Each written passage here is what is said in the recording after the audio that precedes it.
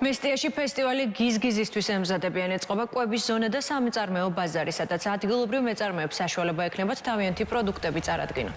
პარალელურად გაიმართება სხვადასხვა გასართობი აქტივობა, მუსიკალურ გაფორმებაზე კი ქართველი დიჯეები იზრუნებენ. ღონისძიება საქართველოს ტურიზმის ეროვნული ადმინისტრაციის ორგანიზებით სვანეთში პირველად ჩატარდება. წელს გიზგიზი უკვე მეორედ გაიმართება.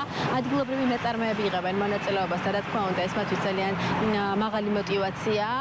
ასევე აღსანიშნავია, რომ გიზგიზის ფარგლებში მესტიას ეწოვა 3 პრესტური იაპონიიდან, იტალიიდან, შვედეთიდან. უცხოელი ჟურნალისტები მოინახულებენ როგორც მთის კურორტს, ასევე დაესწრებიან ფესტივალს. მოგვიანებით, რა თქმა უნდა, საქართველოს შესახებ საერთაშორისო მედიაში არტიკლები დაიწერა. ჩვენ ვართ რაჭის წარმომადგენლები, ასე ვთქვათ, სვანეთში.